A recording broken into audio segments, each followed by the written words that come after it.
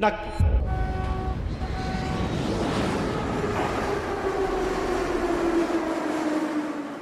आज आपण ज्यावेळेस उपराजधानी म्हणतो ती तिच्यामुळे की ही मध्य प्रदेशाची राजधानी होती. त्यामुळे विदर्भ ज्यावेळेस महाराष्ट्रात आला त्यावेळेस राजधानी पद सोडून आलेला आहे विदर्भ. खूप मोठं सॅक्रिफाईस आहे.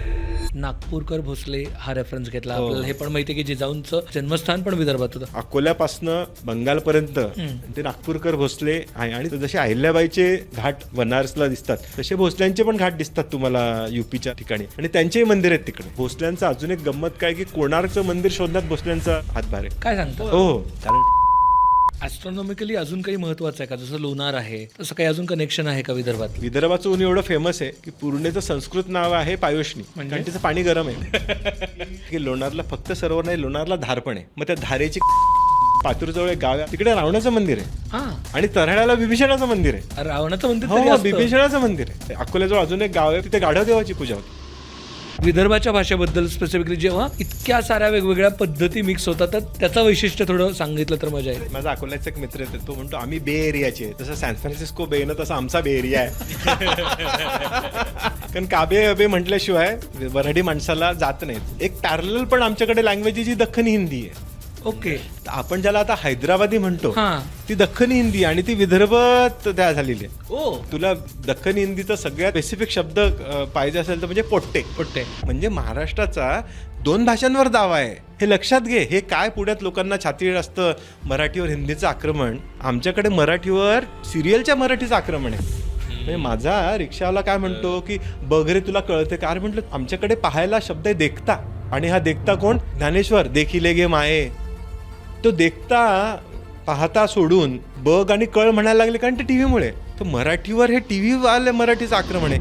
मला एक गोष्ट अजून कळत नाही, म्हणजे विदर्भ म्हटलं ना किंवा नागपूर, तिखट जेवण. पुरणपोळी मला वाटतं एक महत्त्वाचं सांगायला पाहिजे. कारण पुण्यात आल्यानंतर आमचं असं झालं की अरे कोरडी कशी झाली, आणि बाईला पुरण जमलं नाही का? अरे जमलं नाही विचारायचं ना, पुरण फसलं. पाणीपुरी म्हणजे आमच्याकडे पाणीपुरीत वरण टाकत नाही. कॉन्व्हर्सेशन संपलं. करेक्ट आहे. जसं बाटीला राजस्थान्यांनी कौतुक आणून दिलं तसं आपण रोडग्याला आणून नाही. नाही दिलं. मला सांगायचं कारण काय माहिती का की हे लक्षात कधी येतं की महालक्ष्मीचं जेवण ते पाहिल्यावर मी म्हटलं बाबा हे म्हणजे 1000 रुपयात हॉटेलला खाईन मी. त्या पिढीला तुमच्या आठवणी काय आहेत? किंवा आम्ही कापसानी समृद्ध, खाणीनी समृद्ध, तांदूळांनी समृद्ध राज्य. भाषेच्या प्रेमापोटी आम्ही महाराष्ट्रात येतोय आणि तिच्यानंतर आम्हाला फळं दिसत नाहीत.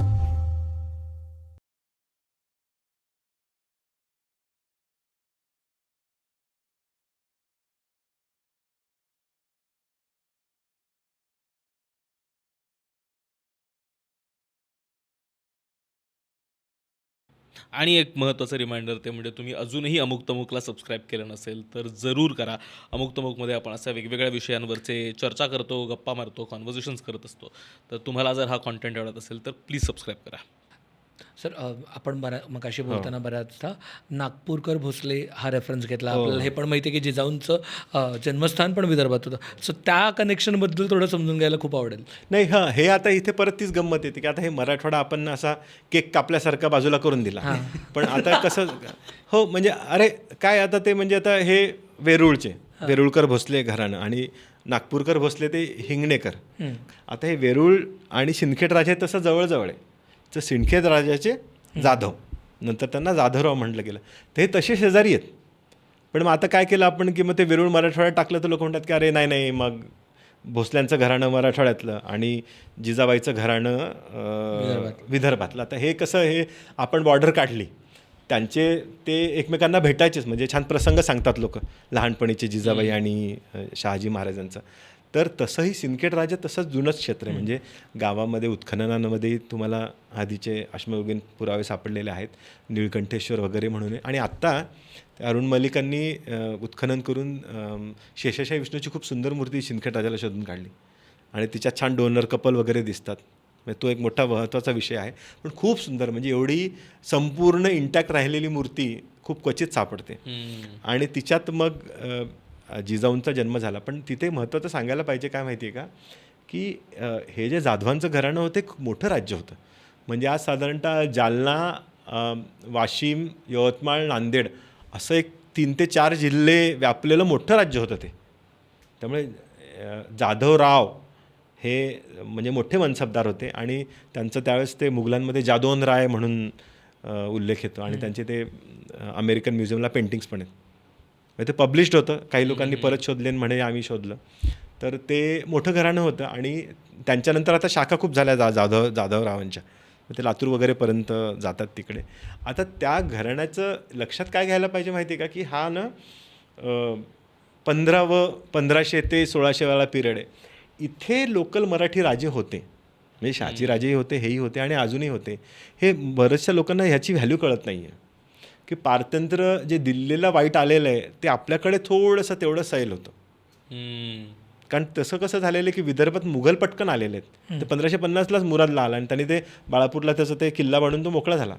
औरंगजेब काही काळ सुभेदार होता इकडे, तिच्यामुळे मला वाटतं तो नंतर महाराष्ट्रात आला ना त्याचा काहीतरी इगो असेल आधीचा, किंवा मग विदर्भात होतो आणि औरंगाबाद सुटून गेला, आता मी हे संभाजीचं राज्य केल्याशिवाय जाणार नाही. तर महाराजांचं म्हणजे तर हे खूप मोठं राज्य होतं. तिच्यामुळे काय झालेलं आहे की तुम्हाला सिंदखेडच्या राज्यकाळातच मंदिरांची पुनर्बांधणी दिसायला सुरुवात व्हायला लागते आणि मंदिर डागडुजी दिसायला सुरुवात होते, नवीन मंदिरं त्यांच्या बांधायला सुरुवात होते आणि त्यांच्या छान तिकडे इमारती पण आहेत स्मारकांच्या. आणि ह्याच्यात मग जिजाबाईंचा आजचा जो वाडा आहे त्यांचं छान जन्मस्थान दाखवलं जातं आणि तिकडे एक पोवाडा आहे. ह्यांचं लग्न झालं तर वरात कशी निघालीचा पोवाडा आहे. आणि हां, आता ते थोडी ऐतिहासिकता तुम्ही डिबेट करा किती जुनं आहे, पण त्यात मस्त गावाचे स्थानं दिलेले आहेत की ते इथे आले, असं झालं तसं झालं, मग ह्या खोलीत लग्न झालं तर ते खोली दाखवल्या जाते की इथे झालं. आणि तो एक खूप महत्त्वाची ती प्रेरणा घेऊन मग शिवाजी महाराजांचं राज्य इकडे आलं. पण मग विदर्भात काय चाललेलं होतं की जसं शिवाजी महाराजांचं राज्य तिकडे गेलं त्यावेळेस इकडे आपल्याकडे बहमानीच राज्य होतं, करेक्ट ना. त्यामुळे ही एलिचपूरची जी होती इमादशाही, त्यांचे ते दर 4-5 वर्षाला राज्य जायचे आणि मध्ये निजाम यायचा. तर ह्या काळात जोपर्यंत पेशवाई आली तोपर्यंत मग नागपूरकर भोसले पुण्यात नागपूरला स्थिर झालेले होते. त्यामुळे महाराष्ट्राचा जो नकाशा आपण बघतो ना मराठेशाहीचा, म्हणजे पेशव्यातला जर मोठा पाहिला तो असा मध्ये औरंगाबादचा तो गोळा निजामाला दिलेला हैदराबादपर्यंत, तेलंगणा आणि बिदरचा, आणि इकडे पेशवांचं राज्य आणि तिकडे नागपूरकर भोसले. म्हणजे साधारणतः तू बघ की एक अकोल्यापासनं बंगालपर्यंत जे आहे ते नागपूरकर भोसले आहे आणि ते रघुजींनी खूपच मोठा विस्तार केलेला आहे. त्यामुळे नागपूरचे वाडे, संस्कृती, पेंटिंग, चित्र ह्याचं खूप मोठं काम केलेलं आहे. म्हणजे एक औरंगाबादकर म्हणून संशोधक होते, त्यांना त्यांची बखर लिहायला दिली. तर ती लिस्ट त्यांनी दिलेली आहे की नागपूर भोसला इन्स्टिट्यूट आपल्या ट्रस्टचे किती मंदिर आहेत ते. तर जसे अहिल्याबाईचे घाट बनारसला दिसतात तसे भोसल्यांचे पण घाट दिसतात तुम्हाला UPच्या म्हणजे वेगवेगळ्या ठिकाणी, आणि त्यांचेही मंदिर आहेत तिकडे. इनफॅक्ट भोसल्यांचं अजून एक गंमत काय की कोणार्कचं मंदिर शोधण्यात भोसल्यांचा हातभार आहे. काय सांगतो? हो, कारण हे ओरिसा पारंपरिक बंगाल म्हणायचे आधी, तर बंगालच्या स्वारीतनं हे गेले तिकडे आणि तिकडे त्यांना ते समुद्रकिनाऱ्यावरती मोठे मोठे दगड दिसायला लागले. आता हे हिंदू असल्यामुळे त्यांच्या लक्षात आलं की काहीतरी मंदिर असेल, मग त्यांनी ते साफसफाई केली आणि ते जे रेतीखाली गेलेलं मंदिर आहे ते उघडकीस आलेलं आहे. हा म्हणजे आता हे इनॲडव्हरंट आहे. आणि मग नंतर ते स्वतःही त्यांनी खूपच मंदिरं बांधलेले आहेत. नागपूरला भोसले काळाची खूप छान छान मंदिरं आहेत. म्हणजे कोणार्कचं मंदिर शोधण्यात नागपूरकर भोसल्यांचं आता हे रिडिस्कवरी आहे नाही. आणि मला जास्त म्हणजे आम्ही बेडेकर सरांकडून ऐकलं निनाद, म्हणून अरे बापरे म्हटलं हे माहितीच नाही.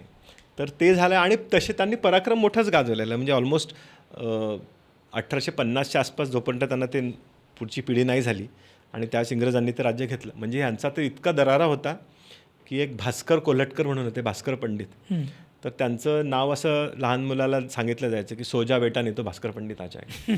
अर्थात ते फोकलोर आहे, एक्झॅक्टली किती लोक कोणाला म्हणायचे हे माहिती नाही. पण तिच्यामुळे लक्षात काय घ्यायला पाहिजे ना शार्दूल की दरारा केवढा होता, नाही दरारा केवढा होता आणि ही इंडिपेंडंट डेव्हलपमेंट आहे.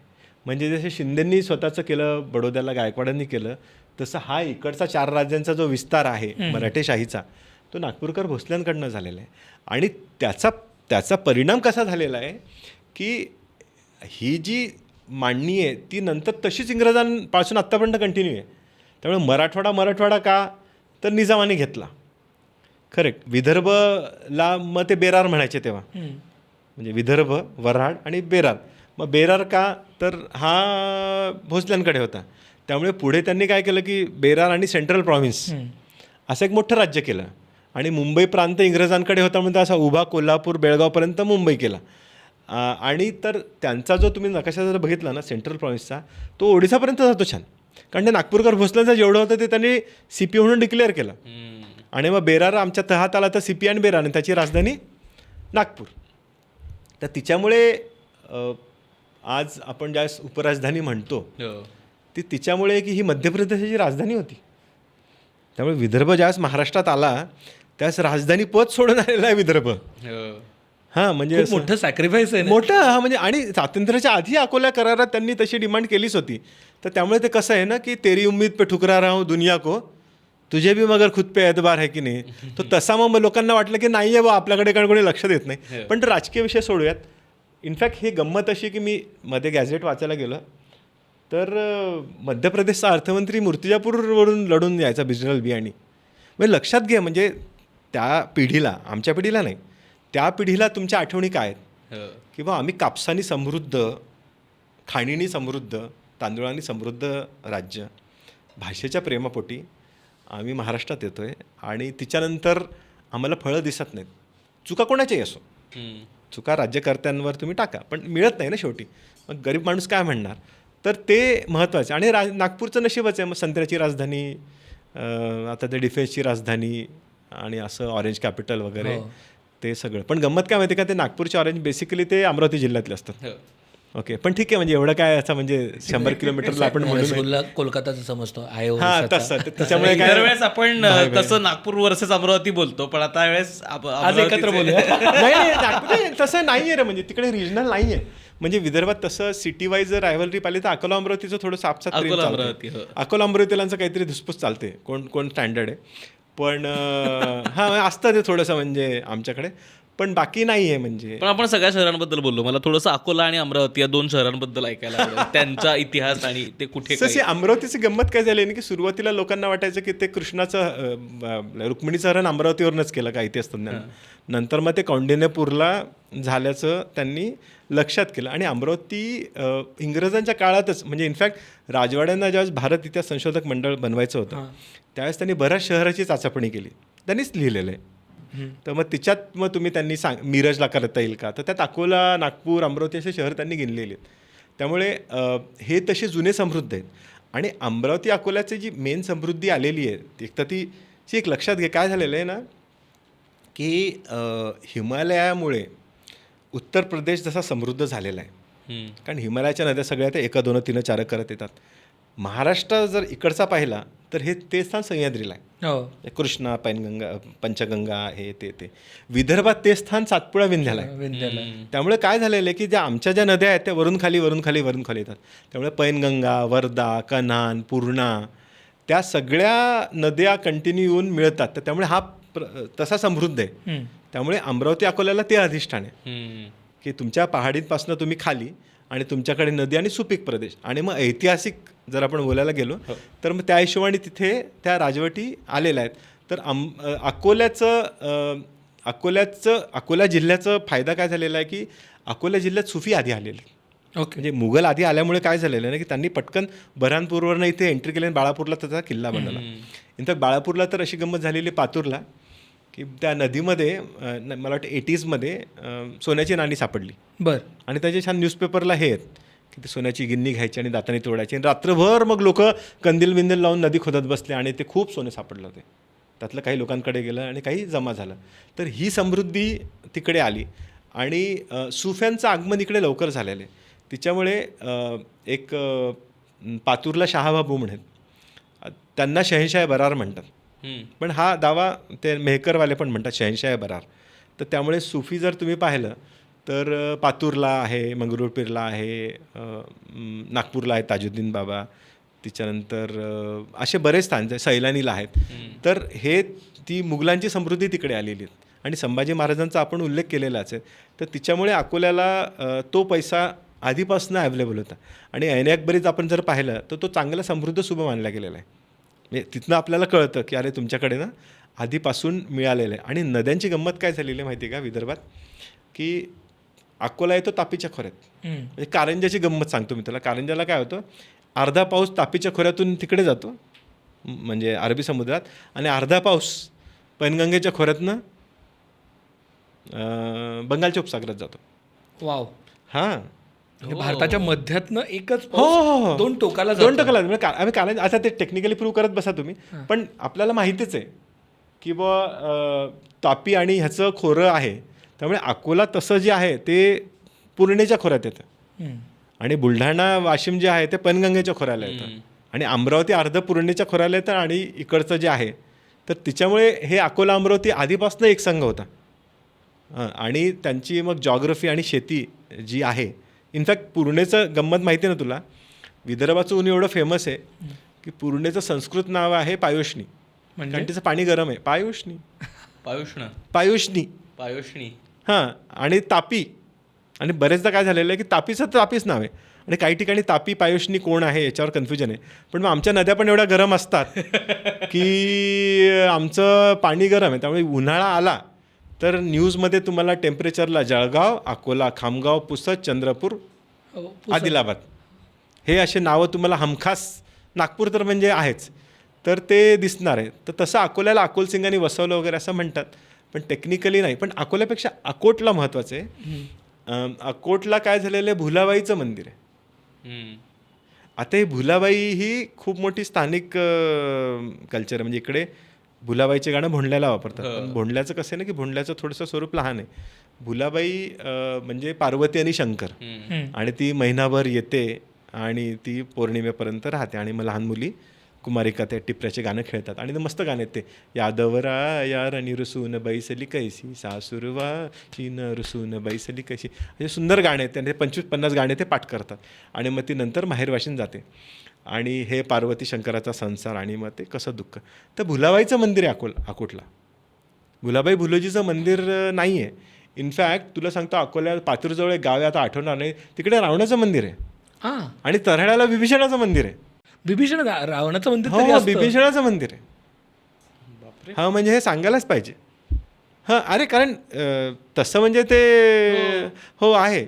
इनफॅक्ट एक अकोल्याजवळ अजून एक गाव आहे पातूरजवळ, तिथे गाढव देवाची पूजा होते. त्यामुळे लोकल स्थानिक तुमच्याकडे खूपच फेमस आहे. अमरावती त्या हिशोबाने कसं झालेलं आहे की नांदगाव खंडेश्वराचं मंदिर फेमस आहे अमरावतीचं, आणि मेळघाट. मेळघाट म्हणजे ते आहेच, म्हणजे ते टायगर रिझर्व वगैरे, म्हणजे इंदिरा गांधी वगैरे येऊन तिथे राहायच्या अशा त्या कथा आहेत तिथे. आणि दुसरं काय झालेलं आहे की कापसाचं मला वाटतं एक महत्त्वाचा अँगल आपण विदर्भाला सांगायला पाहिजे. इनफॅक्ट आत्ता युद्ध चाललेलं आहे ना, आत्ता आपल्या लोकांना कळतं की ते होर्मुझची खाडी बंद झाली, मग तेलाचे कसे वांदे झाले.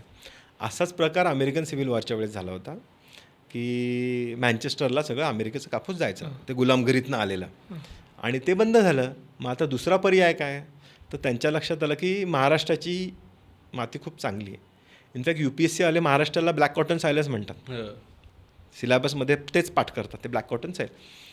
आणि मग हे कॉटन इकडे यायचं म्हणून त्यांनी सुरुवात केली आणि ते कल्टिवेशन इतकं चांगलं झालं की त्याच्यासाठी त्यांनी रेल्वे आखल्या. त्यामुळे अकोल्याचा जो रेल्वेचा मार्ग आहे कलकत्ता, त्याला नुसता कलकत्ता आणि मुंबई हे कारण नाही आहे, त्याला हे कारण आहे की तुम्हाला अकोल्याहून माल न्यायचा होता. आणि पण सिव्हिल वॉर म्हणजे 1880चा काळ आहे. 1851 का 61 to 65 हां, असा तो काळ आहे तो. इनफॅक्ट एवढं नाही, मूर्तिजापूरहून यवतमाळला कापूस न्यायसाठी शकुंतला रेल्वे अशी नॅरोगेज बनवली होती. आणि त्या काळात रेल्वेवरती पैसा खर्च करणं म्हणजे केवढा मोठा. नाही, कापसाचं उत्पन्न एवढं होतं की त्यांनी रेल्वे मार्ग बनवून जस्टिफाय केला. वाव. आणि ती छोटी रेल्वे होती, ती खूप स्लो चालायची, म्हणजे लोक म्हणायचे की लगवी लागली की उतरा करा आणि परत या, सुस्त चालते. ओके. आणि ती आता ते जंगल खात्यामुळे ती बंद केली, पण निदान तिला हेरिटेज म्हणून तरी चालायला पाहिजे. तर ही एक इकडे जायची नॅरोगेज मूर्तिजापूरहून, आणि एक अचलपूरला जायची, आणि एक तिसरा मार्ग होता मीटर गेजचा, तो काचीगोडा आणि अजमेर अकोल्याहून जायचा.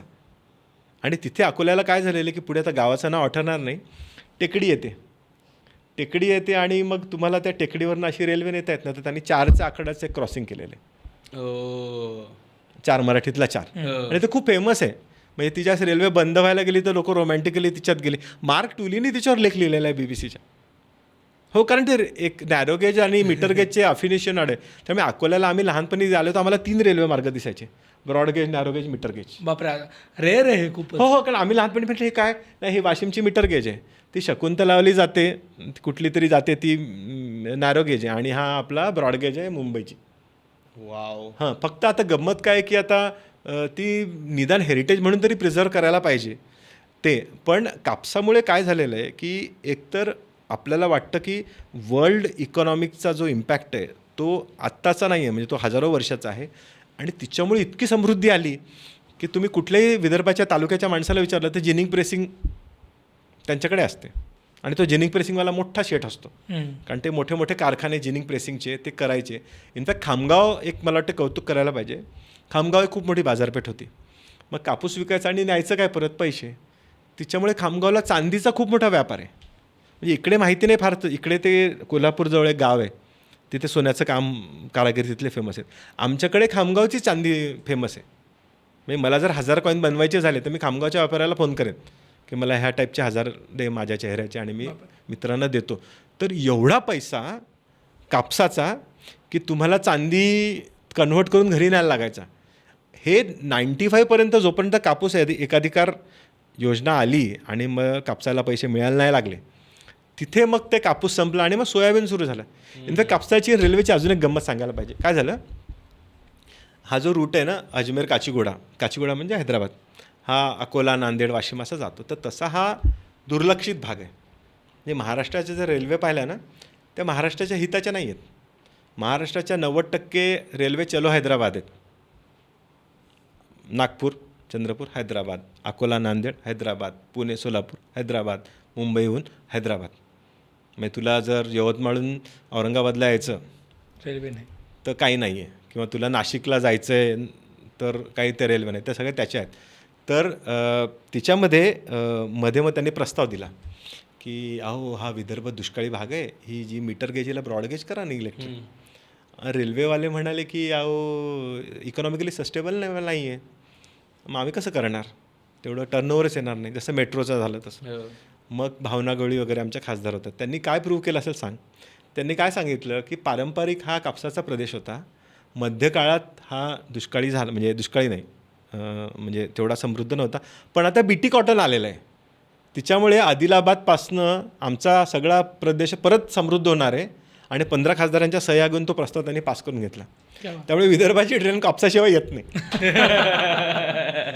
म्हणजे मला हे सांगायचं होतं की त्यांना, आणि खरं हे रेकॉर्डेड आहे बरं. आणि विदर्भाचा आणि कापसाचा उल्लेख म्हणजे खूप आधी कारण माती चांगलीच आहे, म्हणजे विदर्भात पावसाचा नाही सिंचनाचा प्रॉब्लेम, पण तो विषय जाऊ दे. तर हे कापसाची समृद्धी आल्यामुळे तो पारंपरिक म्हणजे तसं अजूनही, म्हणजे आता कापसाच्या जागी सोयाबीन आली. सर ॲस्ट्रॉनॉमिकली अजून काही महत्त्वाचं आहे का, जसं लोणार आहे तसं काही अजून कनेक्शन आहे का विदर्भातलं? हो, नाही महत्त्वाचं मध्यरेखा एक महत्त्वाची कल्पना आहे. कारण आपल्याकडे काय होतं, आपण जे कॅल्क्युलेशन करतो खगोलाचे तशी अशी आपण आता पण ग्रीनिचला मानतो. तर पारंपरिक आपली जी आहे ती उज्जैनहून जाणारी रेखा आहे आणि ती आपण मांडतो आपल्या गणनेमध्ये.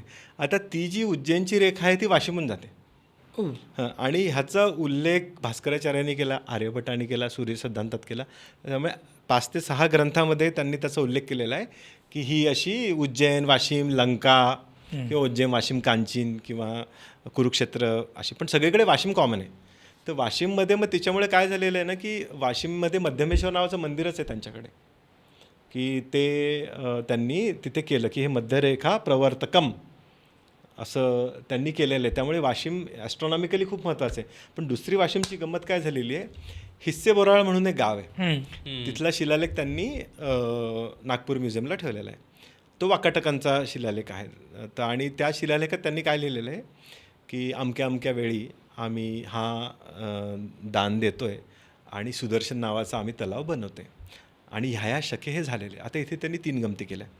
पहिले तर काय झालं की शके मेन्शन केल्यामुळे वाकाटकांची कालनिश्चिती पटकन झाली की बाबा हे असे झालेले, त्यामुळे खूपच सोय झाली. मिराशी आणि मग अजय मित्र शास्त्री वगैरे त्यांनी ते केलं. दुसरं काय झालं की हा सुदर्शन तलाव कसा काय आला, कारण सुदर्शन तलाव शकांमध्ये खूप महत्त्वाचा होता. तिकडे जुनागडला एक ना सुदर्शन तलाव बांधल्याचा खूप महत्त्वाचा रेफरन्स आहे. लोक म्हणे कदाचित हा प्रधान तिथनं आला असेल. म्हटलं व्हेरी गुड. तिसरी महत्त्वाची गंमत काय झालेली आहे की त्यांनी उत्तरा नक्षत्रात सप्तऋषी असताना हे आम्ही केलेलं हे लिहिलेलं आहे. आता हे सप्तऋषी कोणत्या नक्षत्रात आहेत ह्याचा फायदा त्यांना महाभारताच्या कालगणनेसाठी झालेला आहे. त्यामुळे महाभारताच्या कालगणनेला ज्यावेळेस तुम्ही बोलता त्यावेळेस ते नक्षत्र स्थितीवर बोलायला लागतं आणि ते माणसं एक तर पुलकेशीच्या लेखावर जातात ऐहोळेच्या किंवा हिस्से बोराळ्यावर येतात.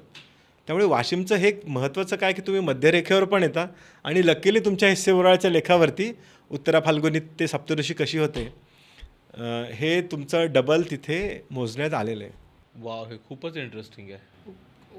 विदर्भाचं लिटरली म्हणजे हिडन जेम झालं आहे आपल्यासाठी. मला अजून एक ते म्हणजे विदर्भाबद्दलच बोलतोय, मला एक गोष्ट अजून कळत नाही. म्हणजे विदर्भ म्हटलं ना किंवा नागपूर किंवा त्या साईडला म्हटलं की तिखट जेवण असं एक आहे. तर मला एक ते हे लॉजिक कळत नाहीत की अशा तुम्ही उष्ण प्रदेशात राहता जिथलं जेवण पण तिखट आहे आणि म्हणजे फक्त तिखट जेवण नाही पण जवळपास खाण्याच्या पद्धती बघितल्या, ज्या ज्या गोष्टी बनवल्या जातात तिकडे म्हणजे खूपच, म्हणजे माझे मित्र बरेचसे विदर्भातले, तर आम्हाला माहीतही नाही आहेत अशा गोष्टी इतक्या वेगवेगळ्या बनतात विदर्भात. तर विदर्भातल्या खाद्यसंस्कृतीबद्दल ऐकायला खूप आवडेल. तर ह्याच्यातलं काय आहे ना की खाद्यसंस्कृती सगळ्यात फेमस तर तुमचं ते सावजी आहे, पण अर्थात ते नॉनव्हेजवाल्यांचं आहे आणि ते सावजी रेसिपी ती थोडी अलीकडची आहे, ती पारंपरिक नाही. बरोबर. पारंपरिक ना फूडमध्ये मी ॲक्च्युली माझ्या आयुर्वेदिक मित्रांना विचारलं हे असं कसं आहे, तर ते म्हणे अरे उष्ण प्रदेशातनं तुम्हाला ऊर्जा वाढवणारा आणि घाम येईल वगैरे असे पदार्थ लागतात तरच. तुम्ही फार काही असं तेलकट खाऊन तुपाचं खाऊन बसू शकत नाही कारण तेवढी ती ऊर्जा तुम्हाला करता येत नाही. त्याच्यामुळे पारंपरिक आपल्याकडे काय प्रकार होतात विदर्भात, तर मग कोरड्यामध्ये तुम्हाला मग पिठलं भाकरी, इनफॅक्ट पिठलं म्हणतच नाही आमच्याकडे बेसन म्हणतात. म्हणजे परभणीपासून तुम्हाला बेसन शब्द आहे, ते पिठलं म्हटलं की ते म्हणतात अरे हे असं कानाला काहीतरी त्रास होतो. आणि भाकरी पारंपरिक म्हणजे तुला मी सांगतो की माझ्या लहानपणीपर्यंत पोळ्या हा सणाला व्हायच्या गरिबी नसूनसुद्धा. आणि इथे पुण्याला आल्यानंतर मला पहिलं असं झालं की अहो म्हटलं ते कणिक द्या, ते म्हणजे कणिक म्हणजे ते गव्हाचं पीठ, कारण आपल्याकडे पारंपरिक ज्वारीचं पीठ आणि गव्हाचं कणिक आणि ते तसं ओलं केलं की त्याला म्हणायचं उंडा. तर हे आमचे खूपच जुने शब्द आहेत. म्हणजे ज्ञानेश्वर म्हणतात ना ते दही भाताची उंडी लावेल तुझ्या तोंडी, तर हा तो उंडा आहे. तर असे शब्द मी इकडे वापरले तर म्हटलं हे वेगळंच आहे. तर ज्वारीचं ते आणि तिच्यासोबत पातोड्या, पण पातोड्या आपण जे बघतो ते वरणफळ्यासारखे इथे पातळ आहेत. ते पारंपरिक जे आहेत ते मस्त रश्श्यात जाड्या अशा करून तिच्यात तुम्हाला मसाला टाकून केलेला आहे आणि हाच मसाला आलूबंड्यात असतो. म्हणजे मी सायलीला म्हणतो, ती म्हणते अरे नाही वडापावच आहे. म्हटलं नाही, वडापावचा वडा वेगळा, तुमच्या त्या आतल्या ज्या आहे आलूचं ते तुम्ही असलं दोशासारखं कच्चं बनवता. आमच्याकडे म्हटलं त्याला पद्धतशीर धणे मिरी वगैरे टाकून 6-7 मसाले 3-4 फोडण्यात देऊन त्याच्यानंतर वरच्या आवरणात तिखट मीठ अजवाईन टाकून त्याला तळून देतात. त्यामुळे विदर्भात गेलं तर आलूबंडा रस्सा खायलाच पाहिजे. ठीक आहे. तिच्यामुळे आणि नागपूरकडे मग ते रस्सा आणि पोहा तर्री चालतं. तर्रीशिवाय म्हणजे वऱ्हाडी माणसाचं प्रेम हे होत नाही. म्हणजे आमच्या वरण पण तर्रीचे असतात. आणि दुसरं एक अजून चांगलं खायचं तर उडदाचे वडे चांगले मिळतात. उडदाचे मोठे असतात, म्हणजे महालक्ष्मीला आपण खातो ते छोटे, ते चपटे उडद आणि थोडंसं पालक टाकून करतात. साधारणतः तुम्हाला एक जालन्यानंतर परभणी जालन्यानंतर ते दिसायला लागतात आणि ते गरम खाल्ले तर मोठे असतात ते. आणि ते वडाभात म्हणून मग ते बरेच लोक खातात. पुरणपोळी मला वाटतं एक महत्त्वाचं सांगायला पाहिजे, कारण पुण्यात आल्यानंतर आमचं असं झालं की अरे हे कोरडी कशी झाली आणि ते बाईला पुरण जमलं नाही का. मी म्हणतो अरे जमलं नाही विचारायचं ना, पुरण फसलं. मग माझ्या लक्षात आलं की फक्त देशावर म्हणजे इकडे साधारणतः मराठवाड्यापासून की इकडे ओल्या पुरणाच्या पुरणपोळ्या जाड्या तयार करायच्या असतात आणि मग ते गोड झालं म्हणून क्षार करा किंवा तूप आणि दूध. पण तू साधारणतः हे जे काही मध्य महाराष्ट्र आणि विदर्भातल्या पुरणपोळ्या खाल्ल्या तर त्या 2 तुपात बुडवून जर तू खाल्ल्या तर तू झोपतोच, आडवाच होतं. त्याच्यामुळे फक्त तिखट नाही आहे, पण डेली रेसिपी जी आहे ती तुमची तिखट आणि उकडपेंडी. उकडपेंडी असा तो म्हणजे इकडे उपमा पाहिल्यावर म्हटलं अरे किती अशी चविष्ट, आणि ती सुगरणीने करायला पाहिजे कारण ते 15-20 मिनटं त्याला भाजल्याशिवाय तो येत नाही. आणि उकडपेंडीसोबत शेंगुळे तर हो शेंगुळे म्हणजे आमचे काका होते ते म्हणायचे त्याला माणिक पैंजण म्हणायचे. म्हटलं अरे वा. पण आता काय केलं ना, ते शेंगुळ्याला इथे पुण्यात म्हणण्यापेक्षा इकडे मी शहरात खातो तर ते थोडंसं रोमॅन्टिसाइज ग्रेव्ही प्रकार केलेला आहे. तो ग्रेव्ही नाही आहे, तो म्हणजे मसालेदार पाण्यात रस्सा पाहिजे. रस्स्याच्या पाण्यात तुमचं ते ओलं कणिक असं म्हणजे वाफळलेलं जी चव आहे त्याची, तिच्यात उगाच भाजण्या टाकल्या की जसं थालीपीठाचं आपण धपाट्याला थालीपीठ म्हणून देतो ना, तसं ते शेंगुळ्याचं आणि उकडपेंडीचं आहे त्याचे. इनफॅक्ट उकडपेंडी हा सगळ्यात अंडररेटेड प्रकार आहे आणि तो इतका चविष्ट लागतो आणि रोडगे, पण रोडगे कसे महाराष्ट्रभर कल्चरच आहे म्हणजे. पण गंमत काय माहिती आहे का ओंकार, की जसं बाटीला राजस्थान्यांनी कौतुक आणून दिलं तसं आपण रोडग्याला आणून नाही शकलो. नाही दिलं. त्यांनी गट्टे के सब्जीला जे कौतुक आणून दिलं ते आपल्या पातोड्याला नाही आहे. पातोड्या म्हणजे पातोड्याला म्हणजे म्हणजे इंद्राणी राईस म्हणजे त्यामुळे मला बरेचदा असा प्रश्न पडतो की विदर्भाची किंवा महाराष्ट्राची थाळी का नाही रिझन करत. लोकांनी करायला पाहिजे. म्हणजे तुम्ही पातोड्या द्या, तिच्यामध्ये वांग्याचं भरीत द्या, थोडीशी पुरणपोळी द्या, चांगलं बेसन करून द्या, खमंग दही वगैरे टाकून, मऊ याची शेंगुळे द्या, भाकरी द्या आणि पुरणपोळी द्या एक, आणि हे ताक करून द्या तुम्ही. आमटी आपली कटाची ती आमटी असते त्याला आम्ही क्षार म्हणतात, आंबील द्या आणि वडे द्या, ते वडा भात. इनफॅक्ट मसाला भाताला आपल्याला भावच नाही. म्हणजे पुलियोगरेचा भाव मसाला भाताला का नाही आहे हा प्रश्नच पडतो. आणि साखर भातही आपला चांगला असतो. तमिळनाडूवाले त्यांचा पायसम भाताचा देतात, तर तशी थाळीच डिझाईन नाही केली रे. आणि मला सांगायचं कारण काय माहिती आहे का, की हे लक्षात कधी येतं की महालक्ष्मीचं जेवण इकडे ज्येष्ठागौरी म्हणतात, पण एक लक्षात घे विदर्भात त्याला महालक्ष्मीचं जेवण म्हणतात. ते 15-20 रेसिपीचं पान ज्यावेळेस आम्ही बघतो, कारण पारंपरिक बाया 15 भाज्या एकात टाकत नाहीत, त्या करतात बिचारा, शेपूची ह्याची त्याची डाळ, मोकळी डाळ आणि वडे भाजी. ते पाहिल्यावर मी म्हटलं बाबा हे म्हणजे 1000 रुपयात हॉटेलला खाईन मी, रॉयल्टी आहे. Nobody makes it. आणि दुसरं एक अजून आता रिलिजनला परत जायला पाहिजे की विदर्भातला किंवा मराठवाड्यापासून जो सुरू होतो भाग, तिकडे ज्येष्ठ आणि कनिष्ठ दोन्हीची पूजा होते. फक्त ज्येष्ठागौरी नाही, ज्येष्ठागौरी नाही आहे. त्यामुळे आणि ती ज्येष्ठा म्हणजे ती अलक्ष्मी तिची ती, आणि हे खूप म्हणजे तिच्यावर नंतर तनुश्रीने PhDच केली. तर हे पण एक खूप मोठी ट्रेडिशन आहे. पण बॅक टू फूड मला वाटते ते पूर्ण एक करायला पाहिजे. पण तुम्ही जर आत्ता कराल तर आलूबोंडे, तर्री पोहा, वडे, उडीद, पातोड्या खायलाच पाहिजे. पुरणपोळ्या तुमच्या एखाद्या मराठी मित्राला धरून खा. मटणाचं मी सांगू शकत नाही.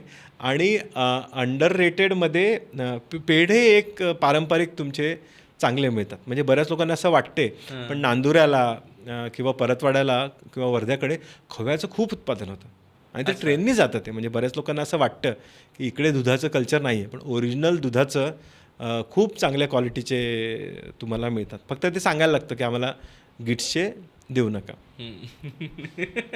हो, कारण मग गिट्स म्हणून मग ते कसं गिट्सचे केलं की मग ते, आणि ते गिट्सचे आहेत म्हणून गरम पाकात द्यायला लागतं. आणि महत्त्वाचं विदर्भवाले मारतील पाणीपुरी. पाणीपुरी म्हणजे आमच्याकडे पाणीपुरीत वरण टाकत नाहीत. म्हणजे मला लोक भांडतील कोथरूडमध्ये याच्यासाठी, पण करेक्ट आहे. तर मी म्हटले दाल क्यों डाल रहे इसमें. बायको माझी इंदोरची आली, म्हटले दाल नाही वटाणे, तू बटाणे पुरे क्यों नाही डाल रे. म्हटलं इथे असंच चालतं. मग तिला मी तिकडे अकोल्याकडे नेलं. मी म्हटलं याच्यातनं आलू, तिच्यात चणे, मग तिच्यात कांदा, आणि कांदा असा भरायचा असतो, आणि एवढं मोठं करून ते पुदिनाचं पाणी आहे. कारण आपल्याकडे काय करतात, मंडईत जातात, ते ठेचा आणतात नाही त्याचं पाणी, आणि मग ते ठेच्याचं चांगला लागावं म्हणून बर्फ टाकायला लागतो मजबुरीत, कारण पाण्याला चव नाही. तिकडे जलजिऱ्यासारखं पुदिन्याचं पाणी तयार करायचं आणि ते खायचं. आणि विदर्भाची गंमत काय, प्रत्येक माणूस आमच्या गावाच्या पाणीपुरीला भांडतो. म्हणजे अकोल्याला अमरावतीची पाणीपुरीवर नक्की भांडेल. आणि अकोल्यालाच आहे की आमची पाणीपुरी अप्रतिम आहे, म्हणजे खल्लास खतरा असं. अमरावतीला म्हणतो आमची, यवतमाळला म्हणतो आमची. तर पाणीपुरी खायला दौरा करायला काही हरकत नाही. अरे नाही, आणि तिकडे दहीपुरी वगैरेचं फार कौतुक नाही. म्हणजे that is like to meek. Dahi puri काय खात बसते, तर पाणीपुरी म्हणजे अशी पोट भरून खायची आहे. पाणी सुटलं तर but is a good one ना. म्हणजे there is a decent culture. म्हणजे अकोला, म्हणजे आम्ही पुण्यात हेरिटेज वॉक फूडचे घेतो, तर मी अकोल्यात तुझ्यासाठी घेऊ शकतो. डन. चला, प्लीज तुम्हाला जर अकोला अमरावतीला हेरिटेज वॉक्स हवे असतील फूडचे, तर खाली कॉमेंट्स करा. आम्ही सरांना घेऊन अमरावती अकोला दौरा करतो. तयार होत, पळत यायला तयार आहे. सर, आत्ता गेल्या 15-20 वर्षात थँकफुली मेनस्ट्रीम TV मुळं थोडी का होईना वऱ्हाडी भाषा आम्हाला, म्हणजे इकडच्या लोकांना थोडी थोडी माहीत झाली. पण त्या भाषेबद्दल आणि विदर्भाच्या भाषेबद्दल स्पेसिफिकली जेव्हा इतक्या साऱ्या वेगवेगळ्या पद्धती मिक्स होतात, तर त्याचं वैशिष्ट्य थोडं सांगितलं तर मजा आहे. त्याची ॲक्च्युली गंमत काय माहिती आहे का, आम्ही, माझा अकोल्याचा एक मित्र येतो, तो म्हणतो आम्ही बे एरियाचे आहेत. जसं सॅन फ्रान्सिस्को बे ना, तसा आमचा बे एरिया आहे. नाही, आता हसायला पाहिजे, कारण आपल्या ब्लॉगला ना कमेंट खूप येतात की दोघं हसतात. हां, आपण हसण्यावरच बोलू पुढच्या 5 मिनटं, त्याच्यावरच बोलू. तर आमचा म्हटलं हा बे एरिया आहे, कारण काबे अबे म्हटल्याशिवाय वऱ्हाडी माणसाला जात नाही. त्यामुळे वऱ्हाडी माणसाचे दोन्ही ॲक्च्युली वऱ्हाडीला ना तुम्हाला दोन्ही अँगलने बघायला लागतं. एक तर आपली मराठी, आणि मराठीचं काय झालेलं माहिती आहे का, रिजनल डिफरन्स आहेत. म्हणजे खानदेशाकडचे आमचे जे नांदुरा वगैरे तालुके आहेत, तर ते लेवा पाटील प्रभावामुळे ते मीनं आलं गेलो वगैरे वेगळे म्हणतात. ठीक आहे. मी जिथे राहतो आमचं वाशिम यवतमाळचं मराठी सेम आहे. कारंजा अमरावतीवाले वेगळे म्हणतात. अकोल्याचं हे खूपच वेगळे. सिंदखेड राजा जालना सेम बोलतात. ठीक आहे. चंद्रपूरला मराठी इतकी इझिली वऱ्हाडीत मिक्स होते, ते खूपच अलग आहे. आणि आपल्याला लक्षात पण येत नाही की हिंदी शब्द आलेला आहे. Wardha is actually main stream. म्हणजे सॅम्पल जर घ्यायचं झालं तर वर्धा यवतमाळचं सॅम्पल घ्यायला पाहिजे वऱ्हाडीचं. पण तिच्यात गंमत काय झालेली माहिती आहे का, 2-3 गमती होतात. एकतर जे शब्द आहेत ते शब्द ज्यास मी ट्रेस करतो हिस्ट्रीत, ते एकदम ते लीळाचरित्रात किंवा सरळ तुकारामालाच जाऊन भेटतात. हां, कारण बरेचसे जे लोकल शब्द आहेत पालव वगैरे, तर ते पालवात मांडून दे वगैरे असे म्हणतच नाही. त्यामुळे लीळाचरित्र वाचताना मला खूपच कमी शब्द शोधायला लागलेत. कारण ते लँग्वेज आहे, फक्त ते स्वतःला स्टँडर्ड समजत नाही.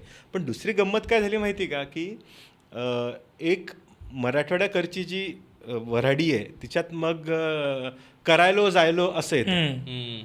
आणि जी मेनस्ट्रीम आहे ती हिंदीच्या प्रभावामुळे कर रहा हूँ सारखं करून राहिलो. तर राहिलो येते ते हिंदीच्या प्रभावाला. ओके. हिंदीतलं ग्रामर मराठीत आलं त्याच्यात. हो, कारण ते होणारच आहे. आणि याचं उलटही आहे. तुम्ही छिंदवाड्याला म्हटलं तर च म्हणतात, कियाच नाही, आयाच नाही, जायच नाही. ते MP वाल्यांच्या कानाला छिंदवाड्याची हिंदी टोचते. त्यामुळे म्हणजे हिंदीवर आक्रमण मराठीचं पण आहे.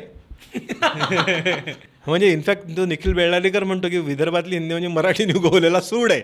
मी म्हटलं I don't agree, but it's a very good statement. आणि तो इतिहास मला असल्यामुळे तो काय फार चुकीचा बोलला नाही. पण होतं काय माहिती आहे का, की म्हणजे मलकापूरकडचा माणूस अहिराणीच्या फ्लेवरला जातो. यवतमाळ घाटंजीवाले तर ते थोडंसं सांगत आहे, करत आहे बोलतात. कारण ते कानडीमध्ये बरती दिया, बंदी दिया सारखं त्या फ्लेवरला जातात. अर्थात ह्याची एक प्रॉपर स्टडी करायला पाहिजे. त्यामुळे वऱ्हाडीला तुमच्या 60-70 किलोमीटरला वेगळं वेगळं व्हेरिएशन आहे. बट सगळे एकमेकांना ओळखतात. पण ह्याचं दुसरं गंमत काय होते माहिती आहे का, की एक पॅरलल पण आमच्याकडे लँग्वेज जी दख्खनी हिंदी आहे. ओके. हां, म्हणजे जसं उर्दूची आपण काय स्टोरी ऐकतो ना, की ते फारशी लोक आले, मग दिल्लीत आले, मग अवधी आणि हे मिक्स झालं आणि ते झालं. हा सेम प्रकार आपल्याकडे झालेला आहे. तर आपण ज्याला आता हैदराबादी म्हणतो, ते ती ओरिजिनली ती हैदराबादी म्हणजे ते मीडियात फेमस आहेत म्हणून ती दख्खनी हिंदी आणि ती विदर्भात त्या झालेली आहे. कारण ती लक्षात घे काय झालेलं आहे, की ह्यांचं जे आगमन झालेलं आहे ते मी तुला आधी सांगितलं की खुलताबाद आणि अचलपूर ह्या प्रकार ते आधी ते म्हणजे ते 1300-1400ला वगैरे बहमन येऊन बसलेत आणि नंतर मुघल आलेत. तर तिच्यामुळे काय झालेलं आहे की दख्खनी भाषा म्हणजे मराठी ग्रामरमध्ये बोललेली हिंदी. स्टेटमेंट लक्षात घे, मराठी ग्रामरमध्ये बोललेली हिंदी. ठीक आहे. तो किधर जा रहा म्हणजे कुठं चालला. ओके. इनफॅक्ट तुला दख्खनी हिंदीचा सगळ्यात स्पेसिफिक शब्द पाहिजे असेल तर म्हणजे पोट्टे म्हटलं की म्हणजे आमचे कानाचे मोकळे होतात ते पोट्टे, किधर के पोट्टे लेके आ गया. तर पोट्टे म्हणजे ते त्याचं उर्दूत एक्सप्लेनेशन नाही आहे.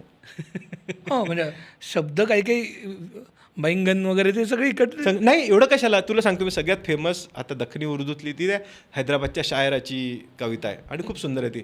सच्ची बाता करते रहते नाही बोले तो सुनतनी. हे मराठीत बोलून पहा बरं. नाही म्हटलं तर ऐकत नाही, हे मराठी ग्रामरमध्ये बोललेलं आहे. त्यामुळे आमच्याकडे मॅड करणं म्हणजे मॅड करतोय असं खूपच स्पेसिफिक आहे. आणि ते इतकं डीप आहे की ते लोकांना नकळत करते. आणि ती हिंदी आम्हाला दुसऱ्यांसोबत बोलताच येत नाही. बावल चाले. हा, बावले चाले याचं एक्सप्लेनेशन हिंदीवाल्यांकडे नाहीच आहे. कारण बावळे आणि चाळे आणि ते खूप कॉमन आहे. तर दख्खनी म्हणजे तुम्हाला ते दख्खनी म्हणजे आता हे विदर्भ म्हणजे आता तसं नाही, कारण जिथे मुस्लिम इन्फ्लुएन्स होता त्यामुळे ते सोलापूर बिदरवाले पण म्हणतात असं काय. आमच्याकडे पण हां, त्यामुळे असं काय ते रिजन बांधलेला नाही. सुरुवात इथे झालेली आहे. तर बावले चाले, आता हे बावले चालेचं काहीच एक्सप्लेनेशन नाही. बावले चाले कर रहा ह्याचं हिंदीत काहीच नाही, ओरिजिन नाही सापडू शकत. हां, आणि भाषेत बावले चाले ते हैदराबादवाले पण म्हणतात. काय बावळ चाळे करतोय, चाळेच आहे ते. आणि असं म्हणजे हा वेगळा पॉडकास्टच होईल याच्यावरती की दख्खनी हिंदी आणि म्हणजे महाराष्ट्राचा 2 भाषांवर दावा आहे.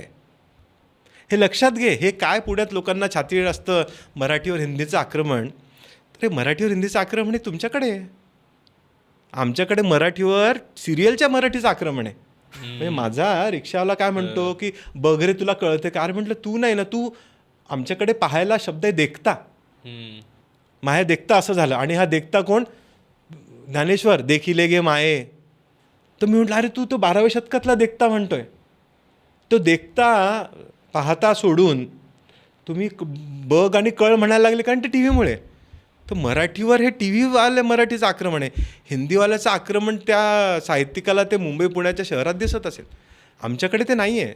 आणि हे हिंदी, दख्खनी हिंदी आपण पैदा केली रे, ती आपली भाषा आहे. आता त्याला उर्दू मुसलमानी म्हणणं पण चुकीचं आहे, कारण ते सगळं मराठी ग्रामर आहे. म्हणजे तू इमॅजिन करायचे वाक्य आणि ते 100% मराठी ग्रामरमध्ये येते. हैदराबादवाल्यांचे थोडंसं काही इन्फ्लुअन्स आला असेल, पण मेनस्ट्रीम दख्खनी हिंदी मराठी ग्रामरची आहे.